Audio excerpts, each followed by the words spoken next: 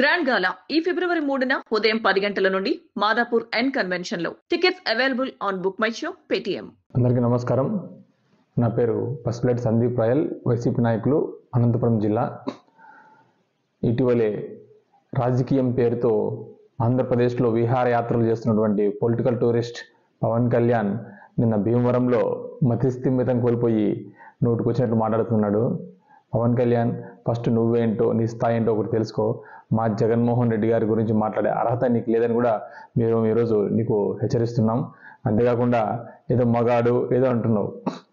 జగన్మోహన్ రెడ్డి గారు ఢిల్లీని ఢీకొట్టిన వ్యక్తి, అది గుర్తుపెట్టుకో. పవన్ కళ్యాణ్ పోటీ చేసిన మొదటిసారే ప్రతిపక్ష నాయకునిగా గెలిచిన వ్యక్తి, రెండోసారి ముఖ్యమంత్రిగా గెలిచిన వ్యక్తి, ఆంధ్రప్రదేశ్ని సంక్షేమం అభివృద్ధి కార్యక్రమాలతో ముందుకు నడిపిస్తున్న వ్యక్తి జగన్మోహన్ రెడ్డి గారు, అది తెలుసుకో పవన్ కళ్యాణ్. అంతేకాకుండా నువ్వేంటి, నువ్వు పోటీ చేసిన 2 చోట్ల ఓడిపోయిన వ్యక్తి నువ్వు. ఓడిపోయిన తర్వాత హైదరాబాద్లో మకాం మార్చి బయటికి రాకుండా దాక్కున్న వ్యక్తివి నువ్వు. ఈరోజు నువ్వు ఎక్కడ పోటీ చేస్తావో అని కూడా బయటికి చెప్పుకోలేనంత భయంతో వణికిపోతున్న వ్యక్తివి నువ్వు. మా జగన్మోహన్ రెడ్డి గారి గురించి మాట్లాడేది పవన్ కళ్యాణ్. నోరు అదుపులో పెట్టుకోవాలని కూడా మేము తెలియజేస్తున్నాం. అంతేకాకుండా ఏదో ఆంధ్రప్రదేశ్లో వాలంటీర్ వ్యవస్థ పనిచేయట్లేదని, వాలంటీర్ వ్యవస్థ అక్కడికి ఆగిపోయింది, యువకుల్ని జగన్మోహన్ రెడ్డి గారు అక్కడికి ఆపేశారంటున్నావు. పవన్ కళ్యాణ్, నేను సూటిగా ప్రశ్నిస్తున్నాను. నీ పార్టీ కార్యాలయంలో 42 మంది ఉద్యోగుల జీవితాలను నాశనం చేసిన వ్యక్తివి నువ్వు కదా. వాళ్ళని నిర్దాక్షిణ్యంగా తీసేసిన వ్యక్తివి నువ్వు కదా. వాళ్ళు ఎంత పెద్ద చదువుకొని వచ్చారు, వాళ్ళందరినీ నీ వ్యక్తిగత స్వార్థ అవసరాల కోసం వాళ్ళ బతుకుని రోడ్డు మీదకి వేసిన ఘనత నీది కాదా అని కూడా ఈరోజు నేను సూటిగా ప్రశ్నిస్తున్నాను.